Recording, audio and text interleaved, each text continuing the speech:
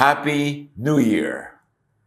Pag naririnig natin yan, tulad ng Happy Birthday, Happy Anniversary, ibig sabihin, time passed.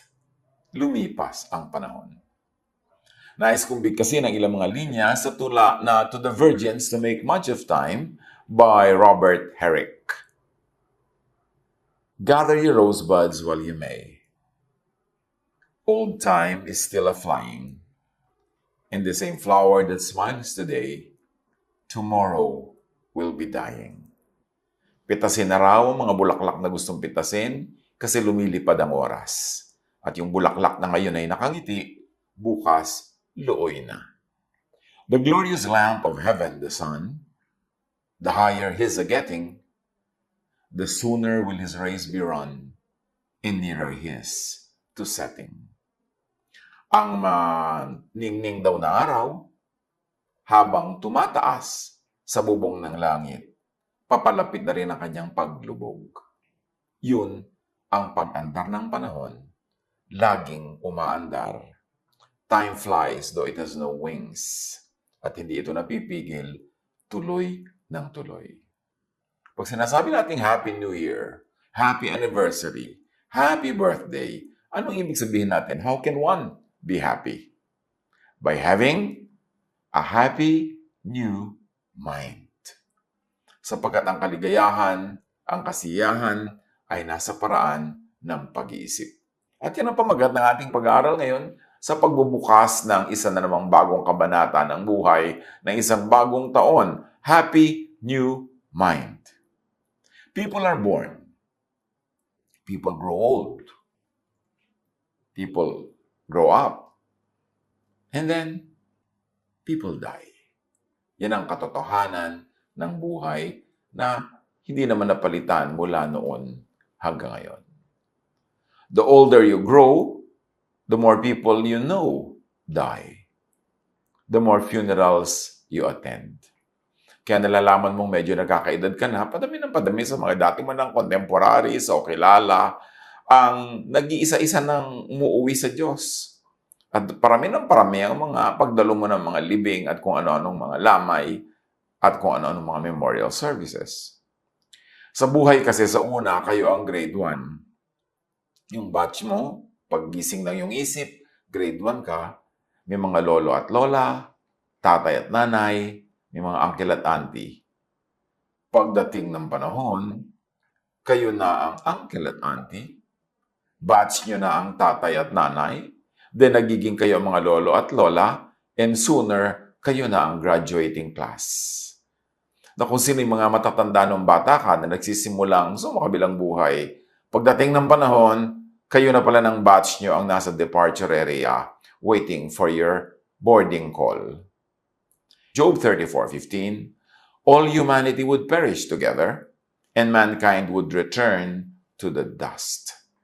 Hindi dapat ikalungkot. Dapat nang unawain, tanggapin, at bigyan ng kahulugan. Ecclesiastes 3:20, all go to the same place. All come from dust, and to dust all return. Walang exemption. Kaya ikaw ay pharaoh ng Egypt, emperor ng Rome, o datu ka ng barangay, pare-pareho lang.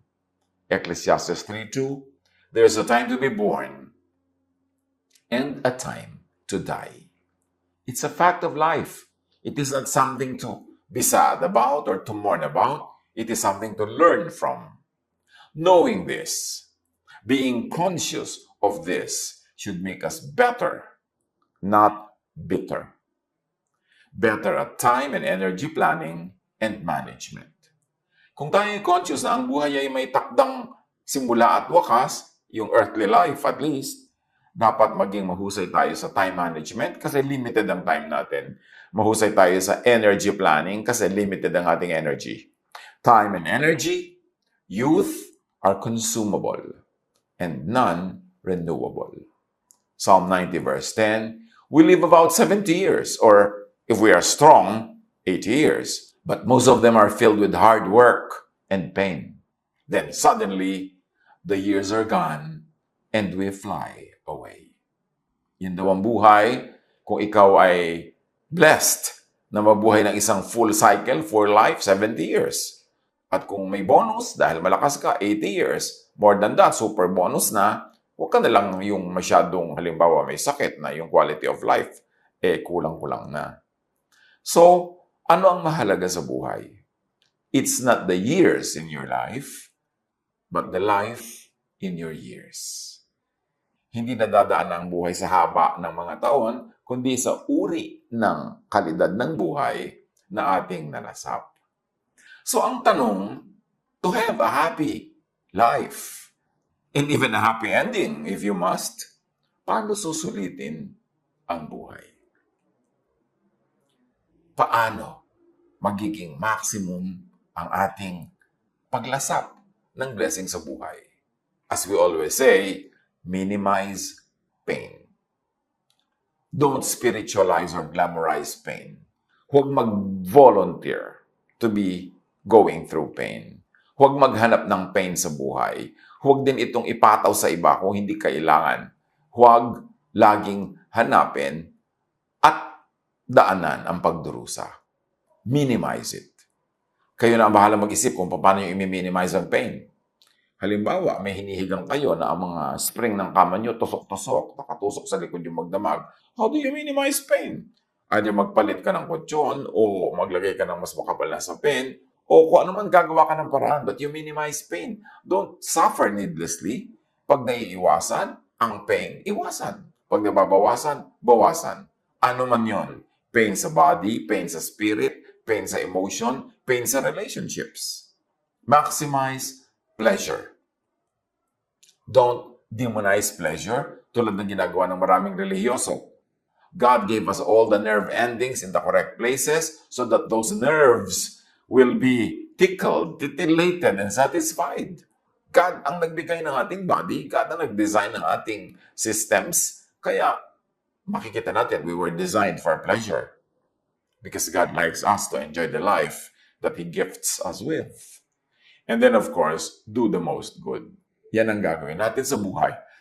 Minimize pain, maximize pleasure, do the most good. Balikan natin yung minimize pain para sulit ang buhay. Ecclesiastes 2:22-23. What do people get from all the toil and anxious striving with which they labor under the sun? All their days, their work is grief and pain. Even at night, their minds do not rest.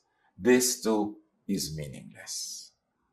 May mga tao, hindi lang sila aware, hindi sila conscious, but they maximize pain, not minimize.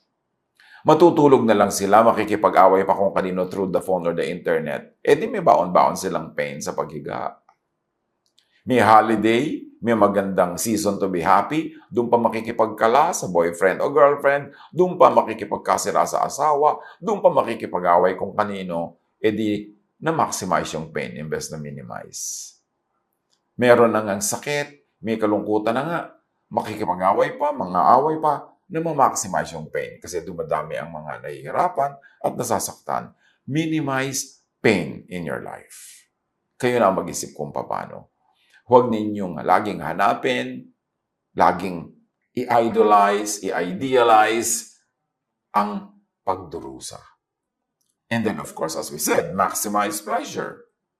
Proverbs 10:22, the blessing of the Lord brings wealth without painful toil for it.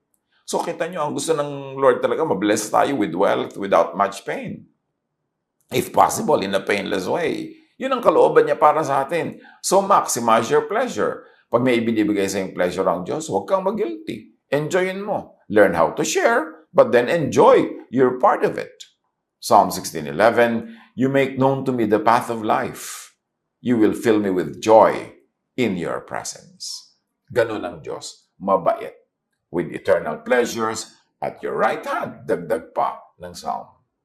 Ecclesiastes 2:10, I denied myself nothing my eyes desired. Sabi ni Solomon. I refused my heart no pleasure. My heart took delight in all my labor, and this was the reward for all my toil. So basta pinaghirapan mo, deserve mo, hindi mo ninakaw, hindi mo inagaw, enjoy whatever life gives you. Yet many religious people demonize Solomon and even His wisdom. Kasi ang gusto nila, suffering and pain, ginaglamorize nila, may premyo ka sa langit pag nagdusa ka, sa langit ka na mag-enjoy, huwag dito sa lupa. Kung ayaw ng Diyos na mag-enjoy ka sa lupa, bakit ka niya binigyan ng mga nerves and nerve endings for pleasure? Intent ng Diyos na magkaroon ka ng pleasure. Obvious na obvious yan sa design of the human body. And don't forget ang sinabi natin, how do you maximize life? Do the most good. All the good that you do is a thank you note to God. And also, it is another investment for other things that are coming our way because we plant good, therefore, we will harvest good. Psalm 34:14, turn from evil and do good. Seek peace and pursue it.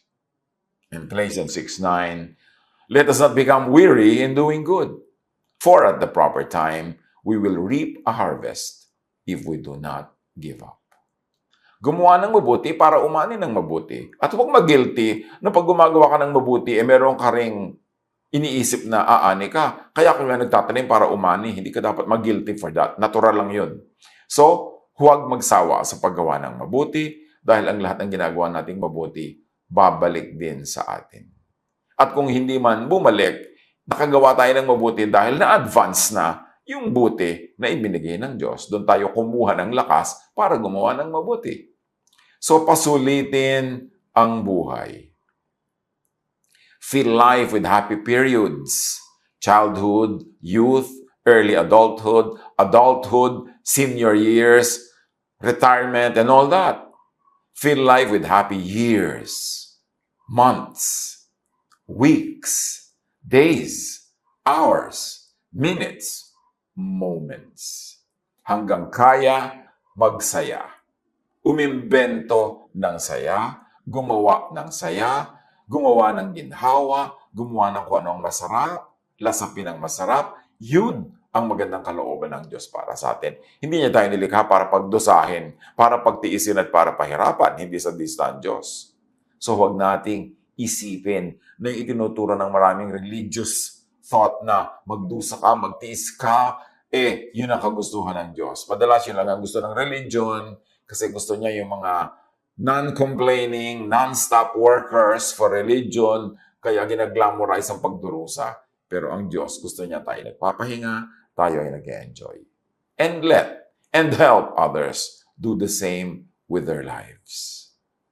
Enjoyin mo ang buhay na ipinapahiram sa iyo ng Diyos. At hayaan mo, payagan mo, tulungan mo pa nga ang iba na ma-enjoy din nila yung buhay nila na ipinapahiram sa kanila ng Diyos.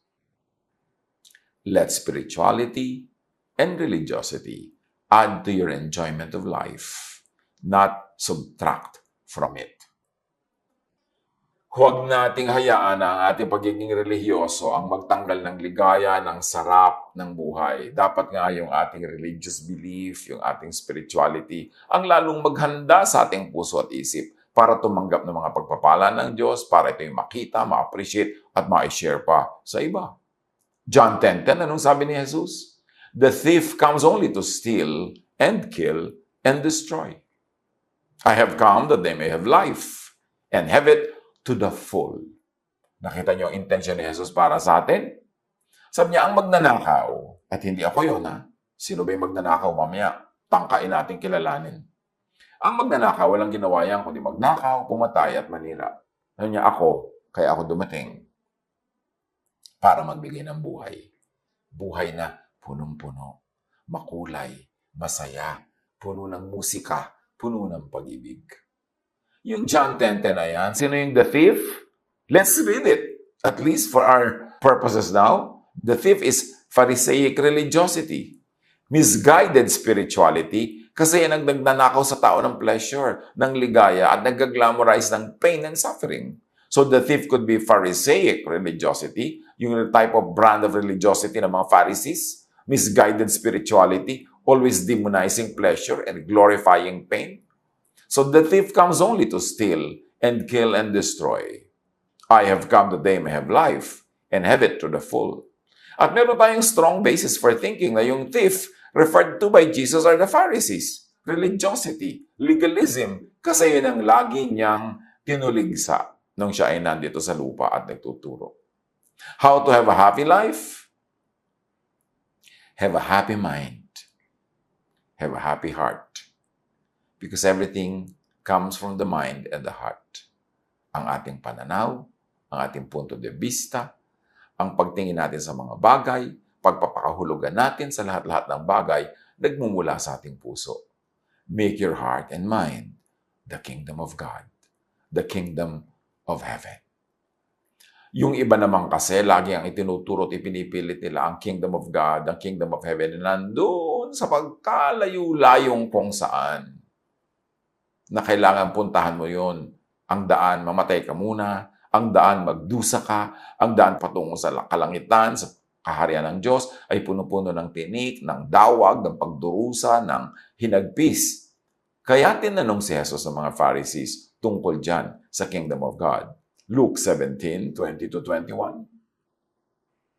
Once, being asked by the Pharisees when the kingdom of God would come, ibig sabihin, kailan darating ang kaharian ng Diyos? So sa kanila, ang kaharian ng Diyos ay isang bagay na darating at a specific time, isang uri ito ng system o lugar na kailangan na ipuntahan o kailangan na ipababa ng Diyos para mapuntahan ng mga tao. So sabi nila, once, on being asked by the Pharisees when the kingdom of God would come, Jesus replied, "The coming of the kingdom of God is not something that can be observed, nor will people say, 'Here it is,' or 'There it is,' because the kingdom of God is in your midst, is within you, is in you." Sabi ng mga religious leaders kay Jesus, kailan pa darating ang kaharian ng Diyos? Sabi ni Jesus, aba, kayo naman. Hindi naman o-observe ang pagdating ng kaharian ng Diyos kasi hindi naman ito something. Hindi ito isang object. Hindi ito isang lugar. Hindi ito isang structure. So, hindi mo ma-observe kung dumadating yan o hindi kasi invisible yan to the eyes, to the naked eyes. Sabi niya, hindi mo pwedeng sabihin, nandoon ang kaharian ng Diyos o nandito ang kaharian ng Diyos. Sa amin kayo pumunta dahil kami ang kaharian ng Diyos. Sabi niya, ang kaharian ng Diyos ay nasa inyo. Nasa kalooban nyo, nasa puso ninyo. So kung tutusin sa ating simple illustration, the kingdom of God is in you, it is in your brain, it is in your mind, it is in your heart, it is in your feelings, it is in your thoughts. Pag ang Diyos na ipinakilala ni Jesus, hindi yung mga ipinapakilala ng Pharisees, kaya nga ipinadala si Jesus para ituwid yung maling pagpapakilala ng mga Pharisees tungkol sa Diyos. Pag ang Diyos, ang kalooban ng Diyos, ang kapangyarihan ng Diyos, ang pag-ibig ng Diyos, nadala ni Jesus ay naghari sa ating isip, pag-iisip, paraan ng pag-iisip. At naghari sa ating puso to the point that we are affected emotionally, that our feelings and emotions are godly. Yun ang pagdating ng kaharian ng Diyos. Na ang kaharian ay hindi isang lugar, hindi isang structure, hindi isang religion, kundi a state of mind, a state of heart, where the will of God happens, blossoms, and bear fruits. So know, develop, enrich the kingdom of heaven in you. The kingdom of heaven in your heart and mind. The kingdom of God in your thought and feelings. So kung ang Diyos ang nag-ahari sa iyong isip at damdamin, you have the kingdom of God na tinutukoy ni Jesus. At sa sinabi niyang, gather for yourselves treasures in heaven, anong kahulugan nun? Again, ang pakahulugan ng maraming mga religious teachings, magdusa ka. Treasure yan in heaven, doon ka mag-withdraw. Lahat ng pera mo, ihulog mo sa basket, at yan ay heaven ang pinaglalagyan mo ng pera mo, then babawi ka pagdating mo sa langit. Magtiis ka, maghirap, mag-sacrifice, magpakamartir para ka makapag-deposit ng kayamanan sa langit. Yun ang pakahulugan ng napakaraming religious teachings. Pero anong kahulugan ni Jesus dyan? Sabi niya sa Matthew 6:19-21, "Do not store up for yourselves treasures on earth, where moths and vermin destroy, and where thieves break in and steal. But store up for yourselves treasures in heaven, where moths and vermin do not destroy, and where thieves do not break in and steal. For where your treasure is, there your heart will be also." ang pakahulugan ng traditional religion dun sa treasures on earth, huwag ka daw magpayaman dito sa lupa, ibig sabihin, huwag ka mag-enjoy ng mga material things, huwag ka mag-enjoy ng mga material conveniences and comforts and pleasures, kundi ang lahat ng resources mo, lahat ng lakas mo, i-invest mo into heaven, meaning into religion. Ilagay mo daw lahat ng iyong time, treasure, and talent sa religion. Ilagay mo sa loob ng kung anumang religion yan. At yun ang kinoconsider nilang gathering up treasures in heaven. Pero, ano ba talaga yan? Sabi ni Jesus, do not store up for yourselves treasures on earth. Meaning, in the physical and material world, or in the world outside of you, where moths and vermin destroy, and where thieves break in and steal. So this can mean also material things. Na huwag mong ilagay lahat ang resources mo into material things, mga alahas, mga bahay, mga ganyan. Kasi pwede yung manakaw sa iyo, pwede yung mawala. Kasi nasa labas yan ang katawan mo, pwede yung maagaw ng iba. But store up for yourselves treasures in heaven. And if heaven is your mind or your heart, it means store up treasures for yourselves in your heart and mind, in your feelings and thought, in your spirit, inside you, where moths and vermin do not destroy, and where thieves do not break in and steal. For where your treasure is, there your heart will be also. In so many words, gather for yourselves treasures in heaven, meaning in your mind, in your thought, in your heart and feelings. Gather for yourselves treasures of thoughts and feelings that are heavenly, restful, peaceful, happy, contented, thankful, loving, forgiving, and accepting. In other words, kung mag-i-invest ka lang ng time, talent, and treasure sa mga bagay na nagbibigay ng kapayapaan sa iyong puso, nagbibigay sa iyo ng pahinga, nagtuturo sa iyo maging kontento, maging mapagpasalamat, maging maibigin, mapagpatawad, mapagtanggap sa kapwa. Kasi yun ang heaven. Yun ang kingdom of God. Yun ang mga katangian ng kingdom of God. Restful. So, imbes gathering for yourself treasures on earth, halimbawa, sobra kang gusto magpayaman, sobra ka nagiging sakim, sobra ka nang hindi nagpapahinga, nagkakasakit ka na, nalalayo ka na sa mga mahal mo sa buhay, wala ka na yung oras together, yun ang treasure on earth. Tapos nananakaw naman ng iba yun. Nawawala din yung ganung treasure. Sabi, huwag yun ang unahin mo. Ang unahin mo, payamanin ang iyong puso at isip ng mga kayamanang panglangit. Ibig sabihin, kapayapaan, katahimikan ng loob, kababaang loob, pagmamahal. So yun ang pagbuhusan mo ng iyong time, talent, and treasure. Marami ka halimbawang oras, kaysa ubusin mo lang yan ang pagpapayaman, although hindi man masama kung nasa tamang lugar at oras lang, pero dapat marami kang oras sa pagpapayaman ng iyong puso at ang isip. Meaning, mag-invest ka in loving relationships, magmahal ka, payagan mong mahalin ka ng mga tao. Dapat marami kang oras na magpahinga. Kasi yung oras ng pahinga, na nakakapagbulay-bulay ka, nare-restore ang iyong health, nakakapag-relax ka with your loved ones, kayamanan yun, treasure in heaven. Kesa yung pera, nakikitain mo sa pagpapagod, sa paglayo sa pamilya, sa pagpapahirap ng iyong katawan, treasure on earth lang yun. Pwede ka magkasakit, mabawi yun. Pwedeng manakaw yun ng iba. Pwede nag-invest ka ng nag-invest, tapos nalugi, nawala rin. So ang sinasabi ni Jesus, ang payamanin ninyo ay ang kaharian ng Diyos. At ang kaharian ng Diyos ay ang inyong puso, ang inyong isip. Ang pagpapayaman dyan ay ang pagpuno sa inyong buhay ng mga bagay na nakakapagpasaya, nakakapagpatahimik, nakakapagpakalma, nakakabigay ng kapahingahan, at maraming pag-ibig. Gather for yourselves treasures in your heart, in your mind. Not treasures outside of your body. You may wear it on your body, but still outside your body, it can still be stolen. In other words, be rich in thoughts and feelings that are restful, not stressful. So kung yayaman ka nga, magkakapera ka nga, pero stressful, huwag na, piliin mo na lang yung restful. Kasi mayaman at mahirap, namamatay din. Hindi naman lagi mas mahaba ang buhay ng mayaman. Pero kung namatay ka na agad, tapos yung buhay mo puro stress, kulang sa rest, di ba lugi ka? Matthew 11:28-30, signature Mission Jesus and ministry. Come to me, all of you who are weary and burdened, and I will give you rest. Take my yoke upon you and learn from me, for I am gentle and humble in heart, and you will find rest for your souls. For my yoke is easy and my burden is light. This is Jesusness. This is salvation. Salvation from the world, salvation from stress, from anger, salvation from strife, salvation from war and warfare with many people, from competition, salvation from a very, very hard and stressful life. See how Jesus emphasizes rest?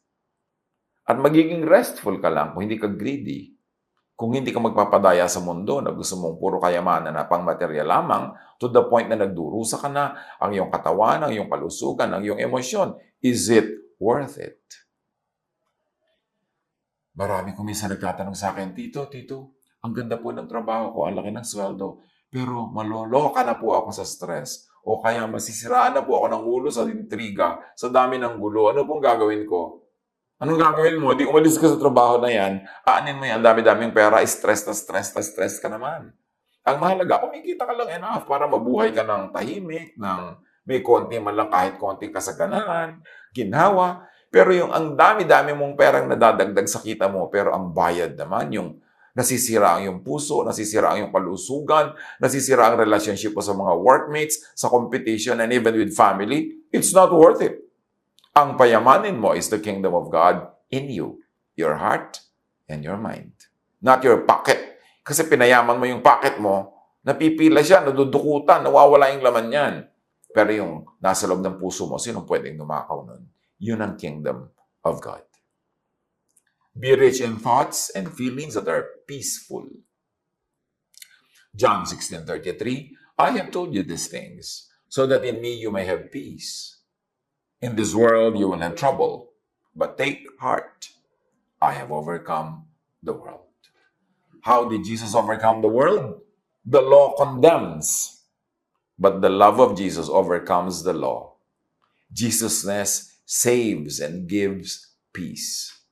Jesusness does not save only from hell. Jesusness also saves from a religion that makes your life like hell. Jesusness saves from Pharisaism, from legalism, from condemnation and judgment. And only in Jesusness can you find real rest and peace. John 14:27, I leave you peace. It is my own peace I give you. I give you peace in a different way than the world does. So don't be troubled. Don't be afraid. Paano mo susulitin ang buhay? Be rich in thoughts and feelings that are happy. May choice ka kung isipin mo malungkot o masaya. Palulungkotin mo o pasasahin mo ang iyong buhay. Palulungkotin mo o pasasahin mo ang iyong kapwa.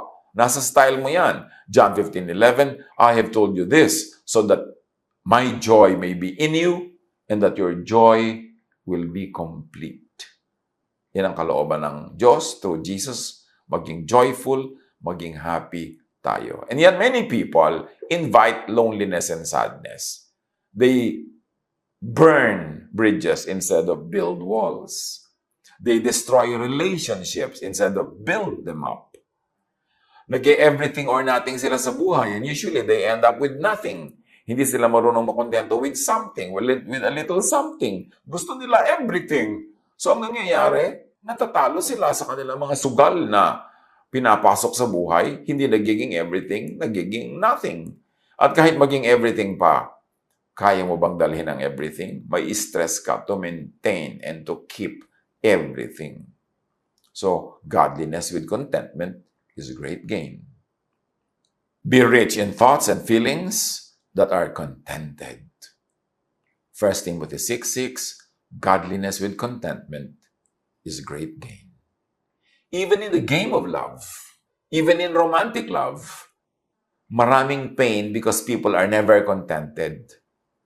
May pagmamahal na sila ng asawa nila, gusto nila agawin pa yung pagmamahal ng asawa nila para doon sa magulang, para doon sa kapatid, para doon sa anak, para doon sa sports o hobby. Gusto nila sa kanila lang umikot ang mundo ng minamahal nila. Solohin nila, maging kanila ang lahat.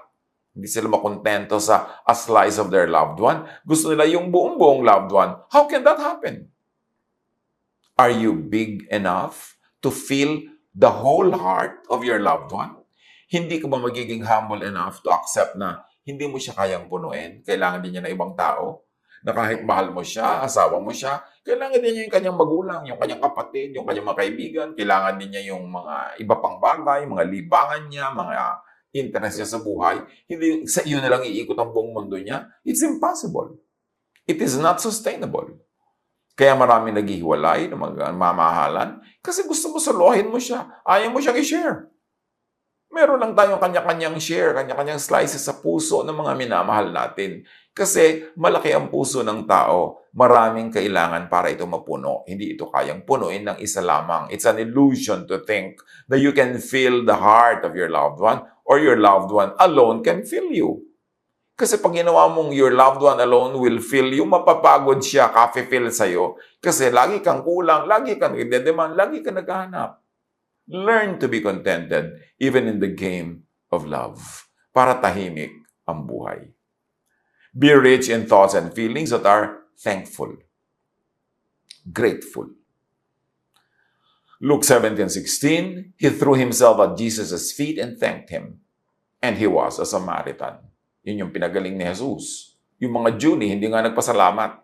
Parang feeling nila, well, dapat lang kami ang pagalingin kasi Jewish kami. Meron silang sense of entitlement. 2 Corinthians 4:15, all this is for your benefit, so that the grace that is reaching more and more people may cause thanksgiving to overflow to the glory of God. Ang taong liligaya, ang puso na magiging kingdom of God ay isang pusong mapagpasalamat. Be rich in thoughts and feelings that are loving, forgiving, accepting. Galatians 5:22. But the fruit of the Spirit is love, joy, peace, forbearance, kindness, goodness, faithfulness. Ito ang idinudulot sa isang puso na pinaghaharian ng Diyos. Sa isang puso na mumunting langit at kalangitan kasi Diyos ang nag-ahari doon. Luke 10:27, he answered, love the Lord your God with all your heart and with all your soul and with all your strength and with all your mind. And love your neighbor as yourself. Ang pag-ibig sa kapwa, ang pagpapatawad, ang walang patakarang pagtanggap, yan ang susi sa isang buhay na mala-langit. Yan ang susi para ang ating puso, ang ating isip ay maging munting langit na pinaghaharian ng Diyos. Romans 15:7, accept one another then, just as Christ accepted you in order to bring praise to God. You know why many people are sad? Because they reject others rather than accept them. Especially kung nire-reject mo sarili mong magulang, sarili mong anak, sarili mong asawa, sarili mong kapatid, sarili mong kaibigan, kapitbahay kaya, reject ang ginagawa natin, so nagiging hell ang ating puso at ang ating isip, imbes maging heaven. Being rich in thoughts and feelings is heaven on earth. Ang tao na mayaman ang kanyang puso, ang kanyang isip, ang kanyang damdamin, sa kapayapaan, sa katahimikan, sa pag-ibig, ay nasa langit. Dahil nasa kanya ang langit. The kingdom of heaven, the kingdom of God is in you, within you, in your midst. Matthew 6:10, ang prayer na itinuro ni Jesus, hindi yung dalhin mo po kami sa langit. No. Ang turo niya, ito daw ay pag-pray natin, your kingdom, O God, come. Your will be done on earth as it is in heaven. So kung natutupad sa puso, sa isip, sa damdamin natin ang kalooban ng Diyos, bumaba na ang kaharian ng Diyos sa atin, nasa atin ang puso at nasa ating isip. Being rich in thoughts and feelings means sulit na panahon. It also means sulit na buhay. Yun ang ibig sabihin na mabuhay. Kaya sikapin natin na taon, taon-taon, buwan, buwan-buwan, linggo-linggo, araw-araw, oras-oras, minuto, meron tayo sa ating puso ng rest, ng peace, ng love, ng relaxation, ng happiness, ng enjoyment, dahil yon ang nagbibigay ng malalangit na buhay sa atin. Umiksi man o humaba ang ating numerical life, ang number of years, it is the quality of our minutes, of our seconds, of our moments that really matter. Ecclesiastes 11:9, you who are young, be happy while you are young, and let your heart give you joy in the days of your youth. Follow the ways of your heart, and whatever your eyes see. So, habang bata ka daw, samantalahin mo yan. Magpakaligaya ka, magpakasaya ka. But know that for all these things, God will bring you into judgment. Ibig sabihin, huwag kang mag-abuso. Huwag mong sirain ang sarili mo, ang buhay ng iba. Basta't mag-enjoy ka lang sa tamang paraan, sa magandang paraan, do it all. It is God's will for you. Huwag ka lang lalampas, huwag kang aabuso, kasi merong consequences pagka ikaw ay lumampas. Ecclesiastes 2:10, sabi ni Solomon, I denied myself nothing my eyes desired. I refused my heart no pleasure. My heart took delight in all my labor, and this was the reward for all my toil. Work, enjoy the fruits of your work, share the fruits of your work. Minimize pain, maximize pleasure, do the most good. How to have a happy new year? How to have new and happy anniversary? How to have a happy new life? Have a happy new mind. Nasa pag-iisip natin ang lahat ng yan. Sabi sa Romans, be changed by the renewing of your mind. Kung laging malungkot ang ating buhay, reviewin nyo, baka malungkot kayo mag-isip. At kung iniisip mo, you attract it into your life. Kung lagi na lang negative, baka negative ka kasi mag-isip. Sa isip, nagmumula ang lahat. At ang isip natin ang magnet na uma-attract kung ano man ang ating iniisip. So watch what you think of, what you think about. And fill life with happy periods, years, months, weeks, days and hours, minutes, moments. Fill life with happy thoughts, with happy feelings. That is heaven on earth. Ecclesiastes 12:7, your body came from the earth, and when you die, it will return to the earth. But your spirit came from God, and when you die, it will return to Him. So huwag ikatakot ang kamatayan, pagbalik lang yan sa Diyos. Live and pass on without regrets. Minimize pain, maximize pleasure. And in maximizing pleasure, take risks. Don't play it too safe. Hindi naman nakakamatay na sumubok. Kung may konting risk, take the risk. Kasi ang laki ng pwede mong mapanalunan na premyo kesa sa you play it too safe, hindi ka lumabas sa kuweba, buong buhay mo nasa loob ka ng kuweba. Hindi ka nag-enjoy. Kung nadapa, bumangon, nasaktan, pagalingin ang sugat. Ganun talaga. But you have to take risks. Kaya ulitin natin yung mga lines ng To the Virgins to Make Much of Time by Robert Herrick. Gather your rosebuds while you may. Old time is still a-flying, and this same flower that smiles today, tomorrow will be dying. Pitasin mo na ang mga bulaklak na mapipitas mo sapagkat dumaraan ang oras. Itong bulaklak na nakingiti ngayon, tomorrow maluluoy na yan. Kaya pitasin mo na ngayon, amuyin mo na ngayon, simsimin mo na ang bango ngayon pa lang. The glorious lamp of heaven, the sun, the higher is a getting, the sooner will his rays be run, and nearer his to setting. Ang araw, habang papaakyat doon sa bubong ng langit, papalapit na rin sa paglubog. So, samantalahin mo ang panahon, kasi lumalakad yung araw, hindi titigil, lulubog yun sa oras ng paglubog, dapat may nangyari na sa iyong maghapon. The age is best, which is the first, when youth and blood are warmer. Being spent the worst, time still succeed the former. Pinakamabuti daw habang bata ka, gawin mo ang lahat ng kaya mong gawin bilang bata kasi mainit pa ang iyong dugo, malakas pa ang iyong katawan, may gana ka pa.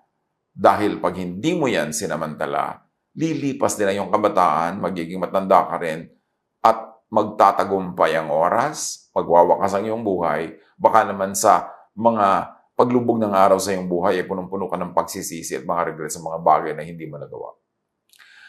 Mas madalas pinagsisisihan yung hindi nagawa kesa sa nagawa. So do it. Basta alam mo na hindi yan masama. Kahit pa nga kung minsan may mga unknown pala na nagkaroon ka ng mga damages, nagkaroon ka ng mga wounds, ganun talaga buhay. Huwag mo lang sadyain na gumawa ng mali. Pero habang maganda ang iyong alam, malinis ang iyong intensyon, do it. Because time is passing you by. Hindi na babalik ang nawalang panahon. Then be not coy, but use your time. And while you may, go merry. For having lost but once your prime, you may forever tarry. So huwag ka daw maging mahiyain. Samantalahin mo ang oras at hanggang kaya mo daw mag-asawa ka. Remember, itong tula na ito ay period poem. Matagal na to, na nung araw, ang tunay na kaligayahan lang ng tao ay mag-asawa. So ang sinabi, mag-asawa ka. Pero ngayon sa panahon natin, hindi lang dyan nakatali ang buhay sa pag-aasawa. Maraming ibang uri ng kaligayahan. Ang point lang, habang kaya mo, habang bata ka, may lakas ka, may gana ka, sigla, gawin mo na. Dahil pag nawala na daw ang iyong lakas, nawala na ang iyong kabataan, nawala na ang iyong gana, baka magsisi ka hanggang sa wakas. Do the most good. Then leave your earthly body and meet your Maker. Huwag malungkot na namamatay ang mga tao sa ating paligid. Pinanganak sila, mamamatay sila. Pinanganak tayo, sasakabilang buhay tayo. It's part of life. Ang mahalaga, habang nandito ka sa mundo, pinahiram ka ng oras, pinahiram ka ng time, talent, treasure, pinahiram ka ng kabataan, ng kagandahan, ng kalusugan, pinahiram ka ng gana, pinahiram ka ng energy, gawin mo ang lahat ng pwede magawa. At kung ito'y binabawi na at pupunta ka na doon sa Diyos, then meet your Maker and move on to the next phase of your never-ending eternal life. Enjoy your life. Help others enjoy their lives and then meet your Maker. That's how you make the most out of life. That's how you have a happy new year, a happy new decade, a happy new forever. Pag-isip-isipan, pagbulay-bulayan kung paano ito i-apply sa buhay. Masarap pakinggan, pero dapat pag-isipan paano i-apply. God bless us all.